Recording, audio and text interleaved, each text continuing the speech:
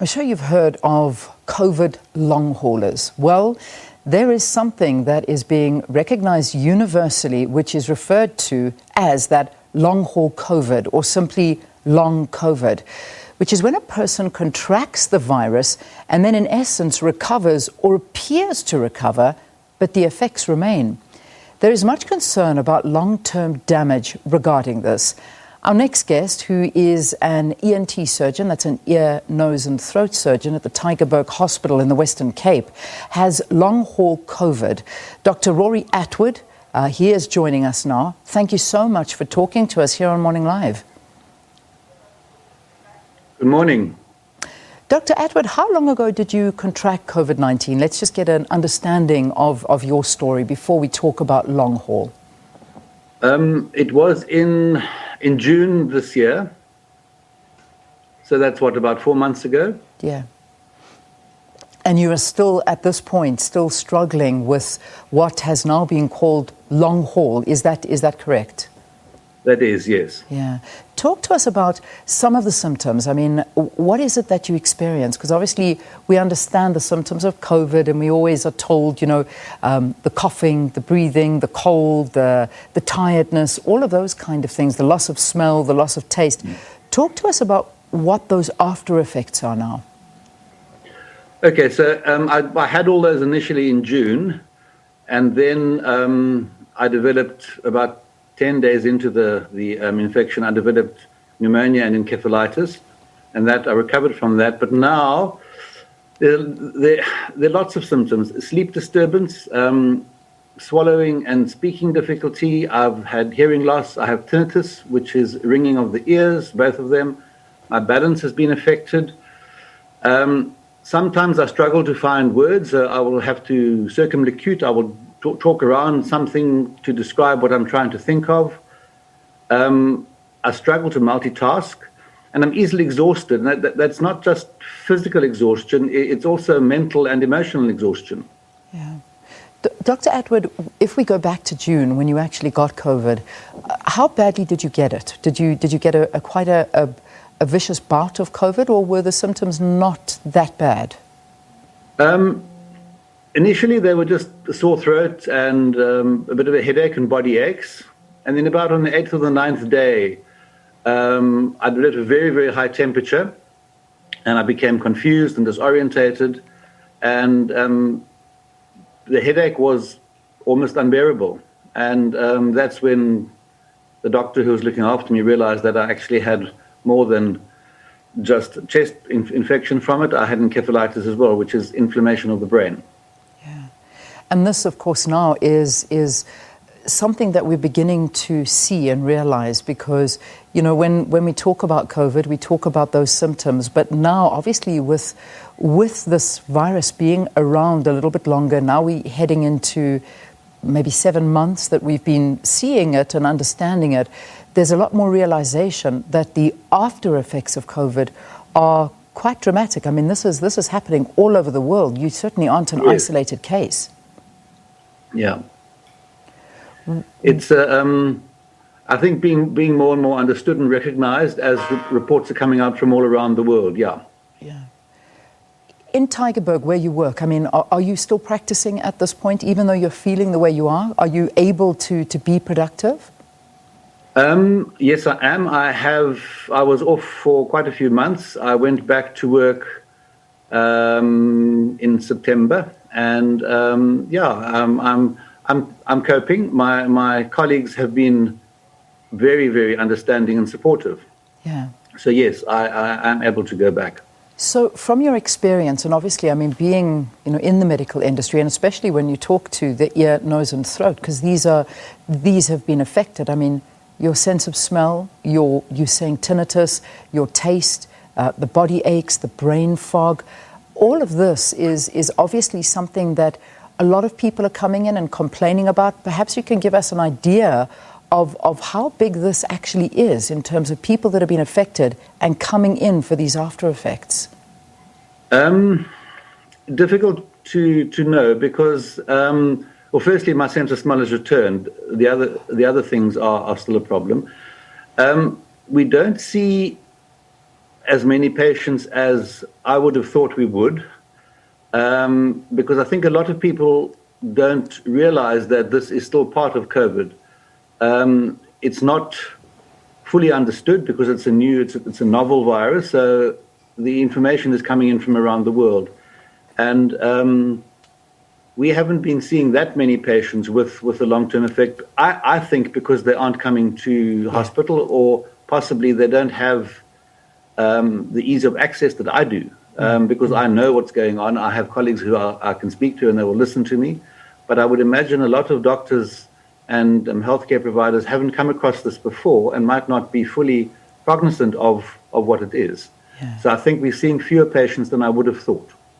I think you're spot on there because, just from speaking to people that have had COVID, and this is just in a circle of people that I know, whether it be family or friends or colleagues, they haven't necessarily gone back to a doctor because they almost are aware that these are the symptoms they're going through. So they're not going into a hospital or doing anything along those lines, because one of the most common things that people are complaining about, we've referred to the smell and the taste that doesn't necessarily come back.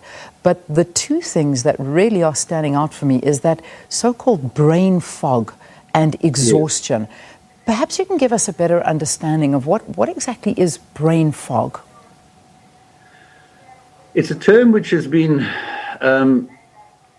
created recently in the last few months to describe this. For me, it is a sense of vagueness and disorientation. There's no trigger, nothing causes it. It doesn't necessarily happen when I'm tired. It just happens. Some mornings I wake up with it.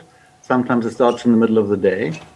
And it's just a sense of being out of touch, and everything is a bit fuzzy.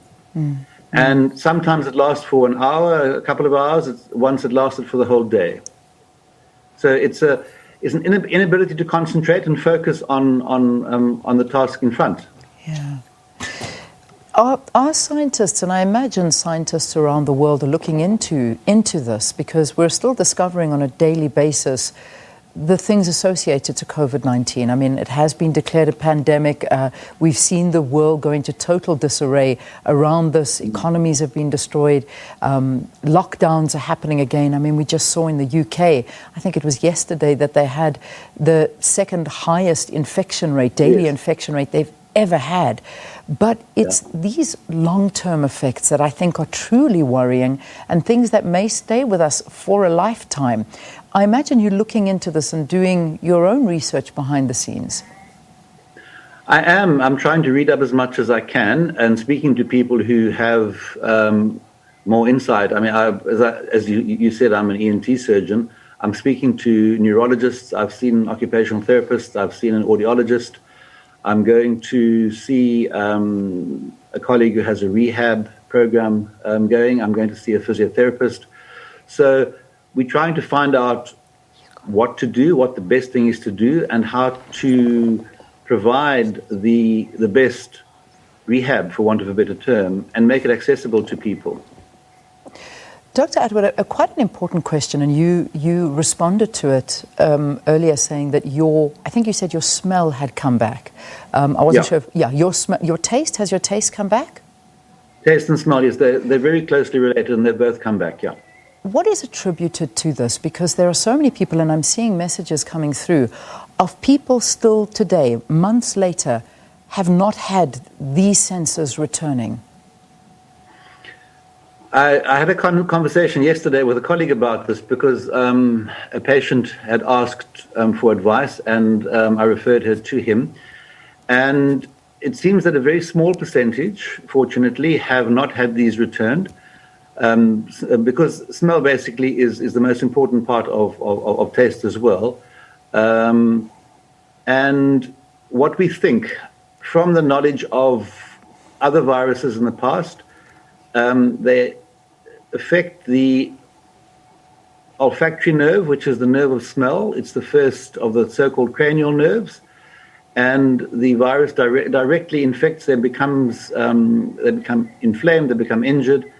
And some of them recover, as mine did, within a few weeks. Some take longer. And from comparing to other similar virus infections of that area of the nose and the smell sense organ, about 80 to 90% do recover within a year. Yeah. Okay. So Some people recover very slowly, and it would appear from research coming out of the countries who've had this much longer that about 10% haven't recovered yet. Sure. It might be more, we don't know yet. Does it have anything to do with the brain? Because there's been a lot of fear associated with it, that some of the effects, the long-term effects, actually have an effect on the brain.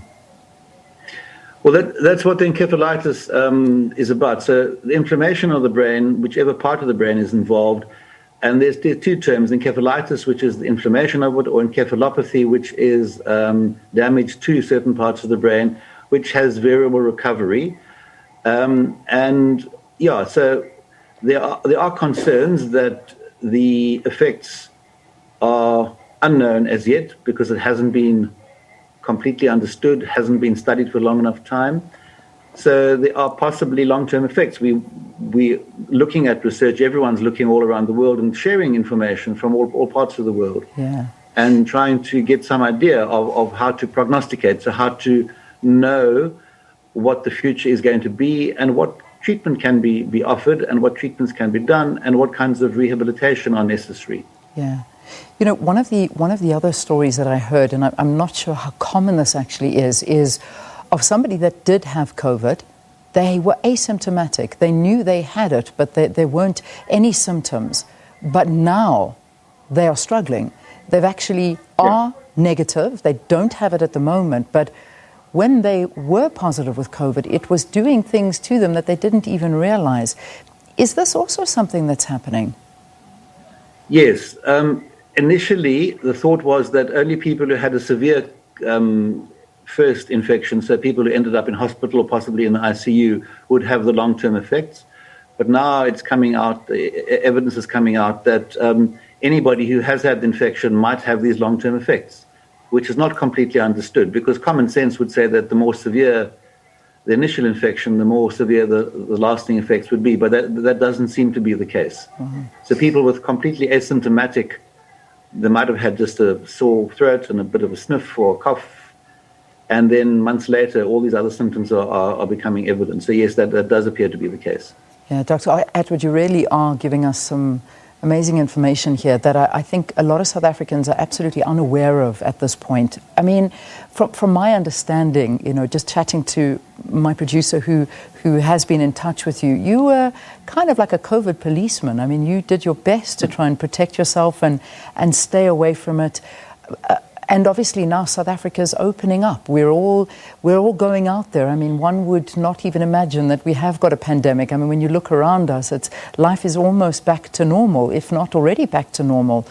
What is your message to South Africans? I mean, would you warn them of anything? What would you tell them? You're right. I was called the COVID police at home and at work because I was the strictest person and I was the one to catch it, ironically. My message is twofold. This is a terrible disease. We don't fully understand it. We are understanding it more. Take it seriously, please. Don't think that it's a conspiracy theory someone's created. It certainly isn't. It's a terrible virus which is affecting us. Be sensible, be responsible. So do the social distancing, do the necessary sanitization, and please do wear a mask. I know there's lots of this debate about the whole thing of masks, but for decades, now centuries, surgeons and anesthetists have worn masks because we know it makes a difference regarding airborne and droplet infection.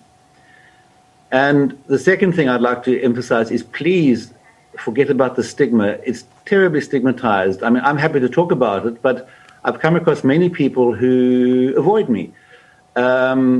And I've heard from many patients that they're too afraid to tell friends and family and colleagues that they have had it because they are being avoided. So there's this bizarre stigma attached, which is completely unnecessary. It's something which has to be removed so that we can be more serious about it, be more serious about preventing it, because it hasn't gone away. And looking at the rest of the world, especially the Northern Hemisphere, it's not going to go away quickly.